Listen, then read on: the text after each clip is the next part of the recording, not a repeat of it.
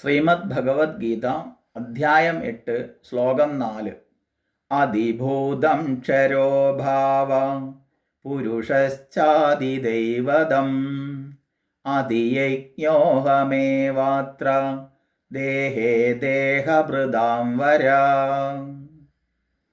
അല്ലയോ ദേഹധാരികളിൽ ശ്രേഷ്ഠനായുള്ളവനെ, അതിഭൂതം എന്നത് ക്ഷരിക്കുന്ന ഭാവമാകുന്നു, പുരുഷനാകുന്നു അതിദൈവതം, ഈ ദേഹത്തിൽ അതിയജ്ഞം ഞാൻ തന്നെയാകുന്നു. ഇപ്പം കഴിഞ്ഞ ശ്ലോകത്തിൽ അർജുനന്റെ ചോദ്യം ബ്രഹ്മം, അധ്യാത്മം, കർമ്മം എന്നിവയെക്കുറിച്ചായിരുന്നു. അതിനെ മറുപടി പറഞ്ഞു. ഈ ശ്ലോകം കൊണ്ട് ഒന്നാമതായിട്ട് ചോദിക്കുന്നത് അതിഭൂതം എന്നാൽ എന്താണെന്നാണ്. പറയാണ്, ക്ഷരിക്കുന്ന നശിക്കുന്ന ഭാവത്തിനാണ് അതിഭൂതം എന്ന് പറയുന്നത്. അതിനെ സ്പഷ്ടമാക്കുകയാണ് ഇവിടെ ആചാര്യസ്വാമികൾ. പ്രാണിജാതം അതികൃത്യ ഭവതി ഇതി അതിഭൂതം. പ്രാണികൾ എന്ന് പറഞ്ഞാൽ ജീവങ്ങൾ എന്നർത്ഥം. ജീവപ്രാണധാരണേ എന്നാണ് ധാതു. പ്രാണനെ ധരിച്ചിരിക്കുന്നതിനാൽ ജീവൻ എന്ന് പറയുന്നു. ജീവത്വം പ്രാണധാരണാതെന്ന് സൂത്രമുണ്ട്. അപ്പം ഏതൊക്കെയാ ഈ പ്രാണൻ? 5 മുഖ്യ പ്രാണനും 5 ഉപപ്രാണനും ഉണ്ട്. മുഖ്യപ്രാണന്മാര് പ്രാണൻ, അപാനൻ, വ്യാനൻ, സമാനൻ, ഉദാനൻ. ഉപപ്രാണന്മാര് നാഗൻ, കൂർമൻ, കൃഗലൻ, ദേവദത്തൻ, ധനഞ്ജയൻ. പ്രാണി എന്നൊക്കെ നമ്മൾ സാധാരണ പറയാറുണ്ട്. പ്രാണി എന്ന് പറഞ്ഞാൽ നമുക്ക് ഓർമ്മ വരിക ട്യൂബ്ലൈറ്റിൻ്റെ അടുത്തൊക്കെ പാറി നടക്കുന്ന ജീവികളെയാണ്. അത് മാത്രമല്ല പ്രാണി. പ്രാണൻ യസ്യ അസ്തി ഇതി പ്രാണിഹി. പ്രാണൻ ആർക്കുണ്ടോ അവരൊക്കെ പ്രാണികൾ. അപ്പം നമ്മളൊക്കെ പ്രാണികളാണ്.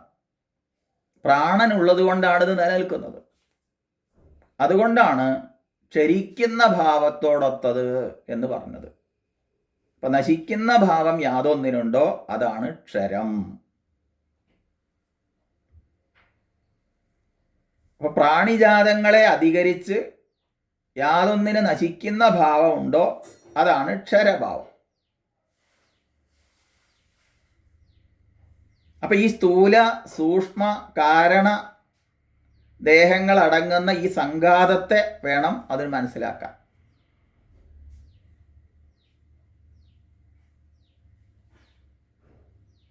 പ്രാരബ്ധത്തിൻ്റെ അവസാനത്തിൽ സ്ഥൂലദേഹം നശിക്കും. അറിവ് കൊണ്ട് സൂക്ഷ്മദേഹവും കാരണശരീരവും നശിക്കും. അങ്ങനെ നമുക്കൊക്കെ 3 തരം ശരീരമുണ്ട് എന്ന് പറയും. തനുത്രയം: സ്ഥൂലം, സൂക്ഷ്മം, കാരണം.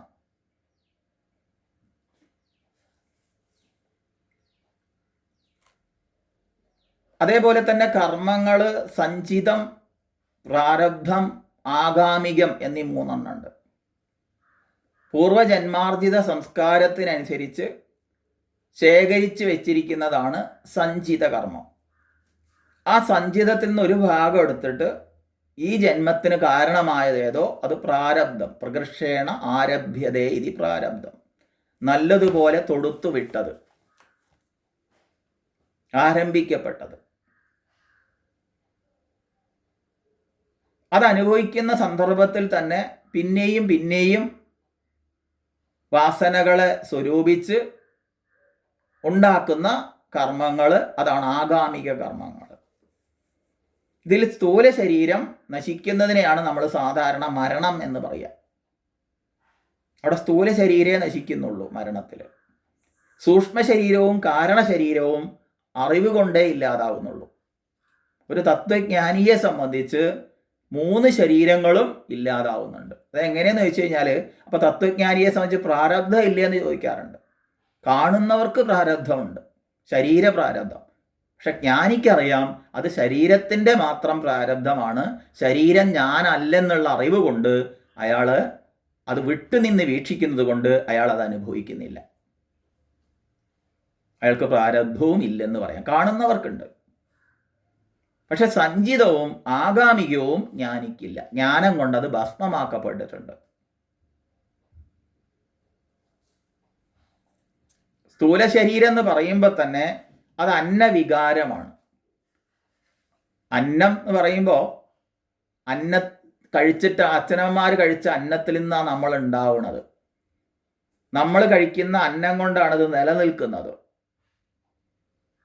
നമ്മൾ മരിച്ചു കഴിഞ്ഞാൽ ഒന്നുകിൽ അത് കൃമികീടങ്ങൾക്ക് അന്നമാവും, അല്ലെങ്കിൽ അഗ്നിക്ക് അന്നമാവും. അപ്പം അന്നത്തിൽ നിന്നുണ്ടായി അന്നത്താൽ വളർന്ന് അന്നം തന്നെയായിത്തീരുന്ന ശരീരം, വെളുത്തത് കറുത്തത്, സ്ത്രീ പുരുഷൻ എന്നൊക്കെ ഭേദം കൽപ്പിക്കപ്പെടുന്ന ആ സ്ഥൂല ശരീരത്തെയാണ് ഇവിടെ മനസ്സിലാക്കണം. ആ സ്ഥൂല ശരീരം നശിക്കും. സൂക്ഷ്മ ശരീരം എന്ന് പറയുമ്പോൾ അത് ജ്ഞാനേന്ദ്രിയങ്ങൾ, കർമ്മേന്ദ്രിയങ്ങൾ, അന്ധകരണമാകുന്ന മനസ്സും ബുദ്ധിയും ഇത് ചേർന്നതാണ്. ഇവിടെ ജ്ഞാനേന്ദ്രിയങ്ങൾ, കർമ്മേന്ദ്രിയങ്ങൾ എന്ന് പറയുമ്പോൾ ഈ കാണപ്പെടുന്ന ഗോളകങ്ങളെ അല്ല ഉദ്ദേശിച്ചത്. ഇന്ദ്രിയങ്ങൾ സൂക്ഷ്മമാണ്, സൂക്ഷ്മ ശരീരത്തിൻ്റെ ഭാഗമാണ്. അപ്പോൾ മരണത്തിൽ സൂക്ഷ്മ ശരീരം നശിക്കുന്നില്ല, കാരണ ശരീരവും നശിക്കുന്നില്ല. അത് അറിവ് കൊണ്ട് മാത്രമേ ഇല്ലാതാവുന്നുള്ളൂ.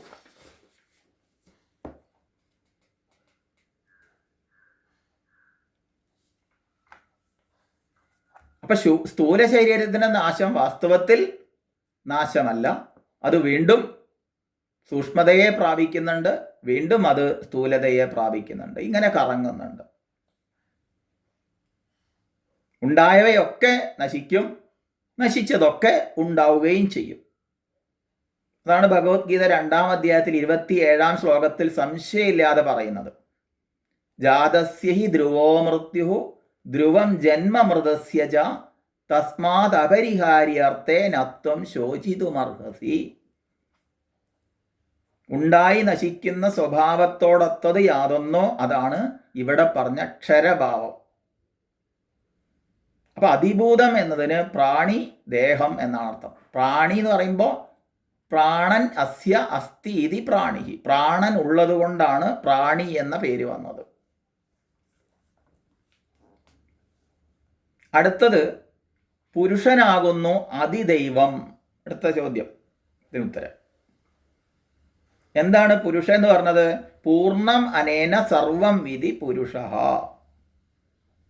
ഈ കാണപ്പെടുന്നതെല്ലാം സർവവും പൂർണ്ണമാക്കപ്പെട്ടിരിക്കുന്നത് എന്തിനാലാണോ അതാണ് പുരുഷൻ.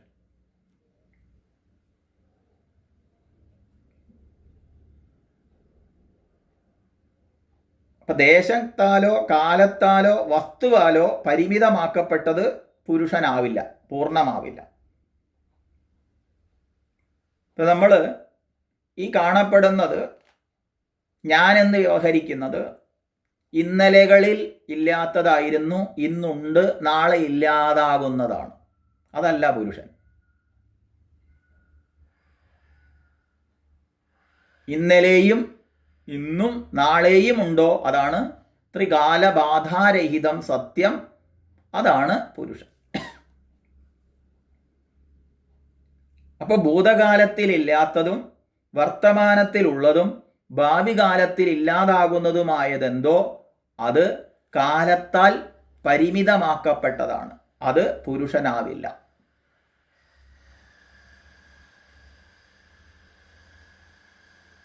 അതുപോലെ ദേശത്താലോ വസ്തുവിനാലോ പരിമിതമാക്കപ്പെട്ടത് പുരുഷനാവില്ല, പൂർണ്ണനാവില്ല. അപ്പോൾ പൂർണ്ണൻ എന്ന് പറഞ്ഞാൽ ദേശകാല വസ്തു പരിമിതിയില്ലാത്ത സർവത്ര വ്യാപിച്ച് നിലകൊള്ളുന്നത് എന്തോ അതാണ് പുരുഷൻ.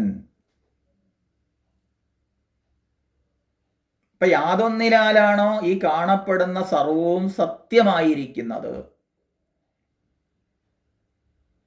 ആ സത്യസ്വരൂപത്തെ ഓരോന്നിനെയും അതാക്കി നിലനിർത്തിക്കൊണ്ട് എല്ലാറ്റിനെയും പൂർണ്ണതയിൽ എത്തിക്കുന്നത് ആരോ അതാണ് പൂർണ്ണൻ, പുരുഷൻ. അത് വാസ്തവത്തിൽ നിർഗുണനാണ്, ഒരു ഗുണവുമായി ചേർന്നിട്ടില്ല.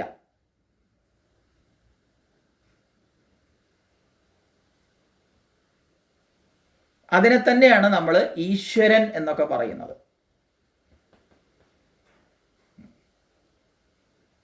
അപ്പൊ സത്വഗുണത്തോട് ചേരുമ്പോൾ ആ പൂർണ്ണൻ എന്നുള്ള ഭാവം, ആ പുരുഷൻ എന്നുള്ള എന്തായി ഈശ്വരൻ എന്നുള്ള ഭാവമാവും. സത്വഗുണത്തോട് ചേരുമ്പോൾ, വിദ്യോപാധിയോട് ചേരുമ്പോൾ. അവിദ്യോപാധിയോട് ചേരുമ്പോൾ അതിന് ജീവൻ എന്ന് പറയും. കുപ്പായത്തിൽ മാത്രമേ വ്യത്യാസമുള്ളൂ. ഉപാധികളോട് ചേരുമ്പോഴാണ് ഈശ്വരനെന്നും ജീവനെന്നും ഈ പുരുഷനെ പറയുന്നത്. പുരിശയനാത് വാ പുരുഷ എന്നുണ്ട്. പുരത്തിൽ ശയിക്കുന്നവൻ പുരുഷൻ എന്ന്. പുരം എന്ന് പറഞ്ഞാൽ പട്ടണമാണ്. ഈ ശരീരത്തെ പുരമായിട്ട് കാണുന്ന ഒരു കൽപ്പന കഠോപനിഷത്തിൽ കാണാം. അതിൽ പുരം ഏകാദശദ്വാരം എന്നാണ് പറഞ്ഞിരിക്കുന്നത്. ഭഗവത്ഗീതയിൽ നവദ്വാരേ പുരേ ദേഹി എന്നും പറഞ്ഞിട്ടുണ്ട്. അപ്പം ഇങ്ങനെ പുരുഷ ശബ്ദത്തിന് 2 വിധത്തിൽ അർത്ഥം പറഞ്ഞിട്ടുണ്ട്.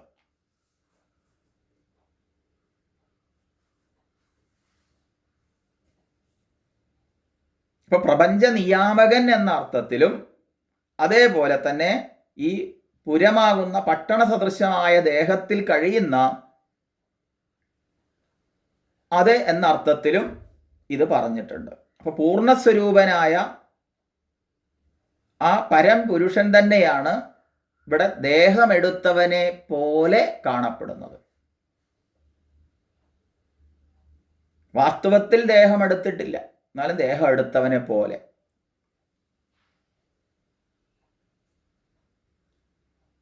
ഇനി മറ്റൊരു തലത്തിൽ ഗായത്രി മന്ത്രങ്ങളിലൊക്കെ നമ്മൾ കാണുന്നത് ഈശ്വരനെ ഒരാദിത്യ മണ്ഡലസ്ഥനായിട്ട് കണ്ടുകൊണ്ട് മന്ത്രങ്ങൾ വേദങ്ങളിൽ പറയപ്പെട്ടിട്ടുണ്ട്. അപ്പം നമുക്ക് ഈ പ്രപഞ്ചത്തിൽ വസിക്കുന്ന നമുക്കൊക്കെ സർവപ്രകാശത്തെയും അനുഗ്രഹിക്കുന്ന പ്രത്യക്ഷ ദേവനാകുന്ന സൂര്യനിൽ യാതൊരു ചൈതന്യമാണോ പ്രകാശിക്കുന്നത്, പ്രകാശത്തെ നൽകുന്നത്, ആ സൂര്യമണ്ഡലസ്ഥനായി ധ്യാനിക്കുന്ന അതിനെയും പുരുഷൻ എന്ന് പറയാം. അപ്പൊ ഗായത്രി ഉപാസന ചെയ്യുന്ന ഉപാസകന്റെ ലക്ഷ്യവും ഈ പുരുഷൻ തന്നെ. ഇപ്പൊ പുരുഷൻ എന്നതിനാല് ഇവിടെ വാസ്തവത്തിൽ സൂചിപ്പിക്കപ്പെടുന്നത് പരമാത്മാവ് എന്ന അർത്ഥത്തിലാണ്. ആ പരമാത്മാവ് തന്നെയാണ് ദേഹത്തെ അപേക്ഷിച്ച് പ്രത്യേകാത്മാവായിട്ടും ഒക്കെ നിലകൊള്ളുന്നത്. വേറെ ഒന്നില്ല. അപ്പൊ ആദിത്യാന്തർഗതമായിട്ടുള്ള ഹിരണ്യഗർഭൻ എന്ന് പറയുന്നതും ആ പുരുഷൻ തന്നെയാണ്. അപ്പൊ വ്യഷ്ടി സമഷ്ടി ഭാവങ്ങളില് ഭേദത്തോടുകൂടി കാണുന്നതൊക്കെ ഏകനായ പുരുഷൻ തന്നെയാണ്, ആ പരമാത്മാവ് തന്നെയാണ് എന്ന് ഇവിടെ സമർത്ഥിക്കുകയാണ് ചെയ്യുന്നത്.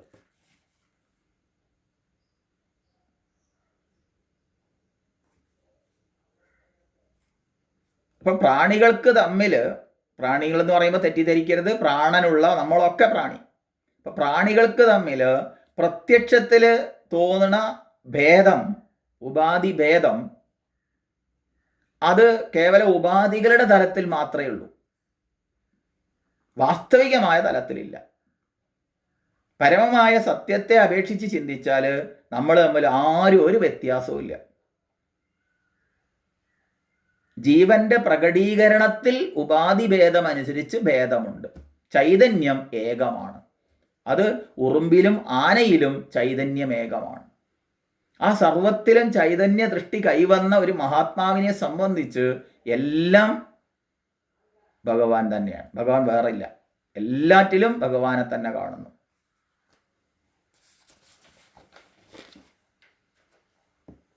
അത് കഴിഞ്ഞിട്ട് മൂന്നാമത്തെ ചോദ്യം പറയാണ്, അതിയജ്ഞം ഞാൻ തന്നെയാകുന്നു. അപ്പോ ഇവിടെ പരമാത്മാവെന്നും പ്രത്യേകാത്മാവെന്നും ഈശ്വരനെന്നും ഇനി അഥവാ പാർത്ഥസാരഥിയായ ശ്രീകൃഷ്ണനെന്നും ഒക്കെ പല അർത്ഥങ്ങളെയും പലപ്പോഴും നമ്മൾ ചിന്തിച്ചിട്ടുണ്ട്.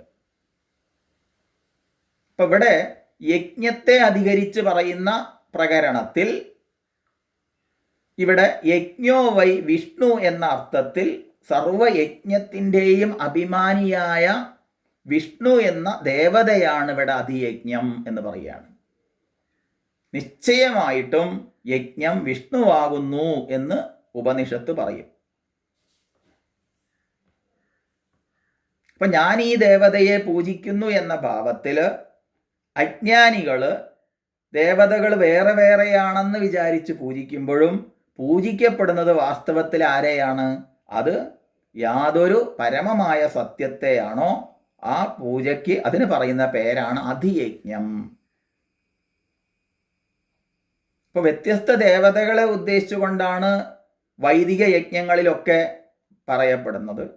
ദേവതകളൊക്കെ വ്യത്യസ്തമാണെങ്കിലും ദേവതകളെല്ലാം തന്നെ ഒരു പരമമായ സത്യത്താൽ ദ്യോതിപ്പിക്കപ്പെടുന്നവയാണ്, പ്രകാശിപ്പിക്കപ്പെടുന്നവയാണ്. ഭേദം വെറും വ്യാവഹാരികം മാത്രമാണ്. ഭേദങ്ങളൊക്കെ വിഷ്ണു എന്നും ശിവനെന്നും കുട്ടിച്ചാത്തനെന്നും പറക്കുട്ടി എന്നും ഭൈരവനൊക്കെ ആ ഭേദങ്ങളൊക്കെ വ്യാവഹാരിക തലത്തിലേ ഉള്ളൂ.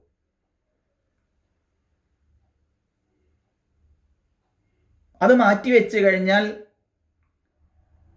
അവിടെ വിഷ്ണു എന്നുള്ള അർത്ഥത്തിന് അർത്ഥം മാറി. എന്താ അർത്ഥം? വിഷ്ണു എന്ന് പറയുമ്പോൾ സർവദേവതകൾക്കും ദേവത്വത്തെ നൽകുന്ന പരമാത്മതത്വത്തെയാണ് സൂചിപ്പിക്കുന്നത്. വേവേഷ്ടി സർവമിതി വിഷ്ണു എന്ന് പറയും. സർവത്തെയും അതിശയേന പ്രവേശിച്ചിരിക്കുന്നതേതോ അതാണ് വിഷ്ണു. സർവജന്തുക്കളിലും ജീവരൂപേണ അനുപ്രവേശിച്ചിരിക്കുന്നവൻ യാതൊന്നോ അത് വിഷ്ണു എന്നർത്ഥം വരും. അപ്പൊ അങ്ങനെയാവുമ്പോൾ ആ വിഷ്ണു സർവജന്തുക്കളിലും ജീവരൂപേണ പ്രവേശിച്ചിരിക്കുന്ന ആ പ്രത്യേകാത്മാവിനുള്ള ആഹുതിയാണ് അർപ്പിക്കപ്പെടുന്നത്. കാണുന്നതായാലും കേൾക്കുന്നതായാലും എടുക്കുന്നതായാലും കൊടുക്കുന്നതും ഒക്കെ യജ്ഞങ്ങളായി അവിടെ. നാം കാണുന്നു എന്ന് പറയുമ്പോൾ നമ്മുടെ കണ്ണാകുന്ന ദേവൻ രൂപമാകുന്ന ഹവിസിനെ ആ പ്രത്യേകാത്മാവിൽ കൊണ്ടുപോയി ആ ദേവതയ്ക്ക് കൊണ്ടുപോയി അർപ്പിക്കുന്നു. അതൊരു യജ്ഞമാണ്. ഇതുപോലെ കേൾക്കുന്നതും രുചിക്കുന്നതും എല്ലാം മനസ്സിലാക്കണം. ഇതൊക്കെ ആഹുതികളാണ്.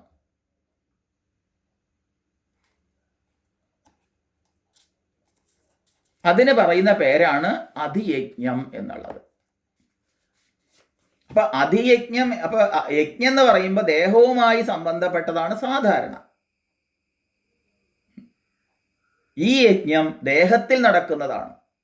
ദേഹത്തിൽ നടക്കുന്ന ഈ യജ്ഞത്തിന്റെ അധിയജ്ഞമായി നിലകൊള്ളുന്നത് ആരാണ്? സാക്ഷാത് പരമാത്മാവ് തന്നെയാണ്. ഇതാണ് ഇവിടെ പറയുന്നത്. അപ്പൊ അതിഭൂതം ക്ഷരോഭാവ, നശ്വരമായ ഭാവത്തോടു കൂടിയത്, അതായത് നിലനിൽക്കാത്തത്, ഉണ്ടായി വളർന്ന് തളർന്ന് ഇല്ലാതാകുന്നത് ഏതോ അതാണ് അതിഭൂതം. ആ നശ്വരഭാവത്തോടൊത്ത സ്വഭാവത്തോടു കൂടിയതാണ് അതിഭൂതം. അക്ഷരമായ ആത്മചൈതന്യത്തിന് പ്രകടമാവാനുള്ള ആ ജഡോപകരണമാണത്. ശരീരം ക്ഷരം, ആത്മാവ് അക്ഷരം. ക്ഷരവും അക്ഷരവും തമ്മിലുള്ള ബന്ധം എങ്ങനെയാന്ന് ചോദിച്ചാൽ വൈദ്യുതോപകരണങ്ങളും വിദ്യുച്ഛക്തിയും പോലെയാണെന്നൊക്കെ ദൃഷ്ടാന്തം പറയാം.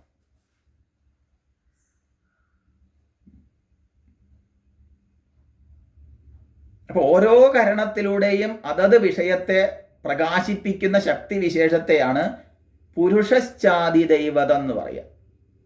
അതായത് ഇന്ദ്രിയങ്ങളും മനസ്സും ബുദ്ധിയും കൂടി കുടികൊള്ളുന്ന ശക്തി വിശേഷമാണ് അതിദൈവതം. കണ്ണിലൂടെ രൂപത്തെയും ചെവിയിലൂടെ ശബ്ദത്തെയും ഇങ്ങനെ ഓരോ കാരണത്തിലൂടെയും അതത് വിഷയത്തെ പ്രകാശിപ്പിക്കുന്ന യാതൊരു ശക്തി വിശേഷമുണ്ടോ അതാണ് പുരുഷശ്ചാതി ദൈവതം. പിന്നെ പറഞ്ഞു അതിയജ്ഞോഹമേവാത്ര ദേഹേ, ഈ ദേഹത്തിൽ ഞാൻ തന്നെ അതിയജ്ഞൻ. അപ്പൊ ആധ്യാത്മിക ദൃഷ്ടിയിൽ ഇന്ദ്രിയങ്ങളുടെ വിഷയഗ്രഹണമാണ് യജ്ഞം. ഇവിടെ യജ്ഞവേദി ഏതാ? അഗ്നികുണ്ഡം. അത് ഇന്ദ്രിയ സമൂഹമാണ്. അതിൽ വിഷയങ്ങളാകുന്ന ഹോമദ്രവ്യങ്ങൾ ആഹുതി ചെയ്യപ്പെടുന്നു. കണ്ണാകുന്ന അഗ്നിയിൽ രൂപമാകുന്ന വിസമർപ്പിക്കുമ്പോൾ ചക്ഷുരേന്ദ്രിയമാകുന്ന ദേവൻ പ്രസാദിക്കുന്നു. രൂപജ്ഞാനം നൽകി ഹോതാവിനെ അനുഗ്രഹിക്കുന്നു. ഇതുപോലെ മറ്റിന്ദ്രിയങ്ങളെയും മനസ്സിലാക്കണം. ഇങ്ങനെ നോക്കുമ്പോൾ ജീവിതത്തിൽ ചെയ്യപ്പെടുന്ന സർവ്വവ്യാപാരവും ഒരു നീണ്ട യജ്ഞമാണെന്ന് മനസ്സിലാക്കാം. അപ്പോൾ ഓരോ ഇന്ദ്രിയത്തിനും വെവ്വേറെ ദേവതകളില്ല, ഒരേ ഒരു പരമാത്മാവ് തന്നെയാണ് എല്ലാ ഇന്ദ്രിയ വ്യാപാരങ്ങളുടെയും പിന്നിൽ പ്രവർത്തിക്കുന്ന ഭാവം എന്ന് പറയുകയാണ്. ഇപ്പം ഇവിടെ എന്താണ് ഇപ്പം ഈ നിർവചനങ്ങളിലൂടെ ഭഗവാൻ നൽകുന്നത്? സൂചന എന്താണ്?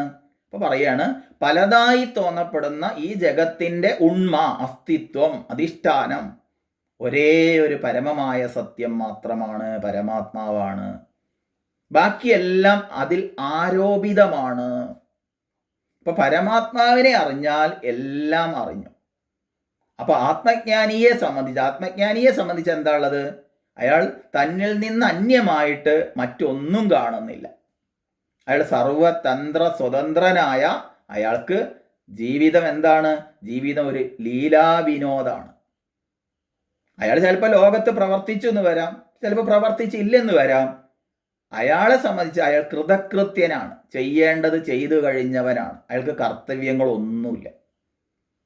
അപ്പം തൻ്റെ സർവവും ബ്രഹ്മമയമാണെന്നറിയുന്ന മഹാത്മാവ് ശാരീരികമായോ മാനസികമായോ ബുദ്ധിപരമായോ സർവചേഷ്ടകളും ഈശ്വരൻ്റെ ലീലകളായിട്ടാണ് കാണുന്നത്. അയാളെ അതൊന്നും ക്ലേശിപ്പിക്കുന്നില്ല. അതേപോലെ തന്നെ ആണ് അയാൾക്ക് മരണവും. അതും ഒരു തമാശയാണ് അയാൾക്ക്. സാക്ഷീഭാവത്തിൽ അയാൾ അതിനെയും നോക്കിക്കാണുന്നു. അപ്പോൾ ഇതാണ് ഈ ശ്ലോകത്തിൻ്റെ അർത്ഥം.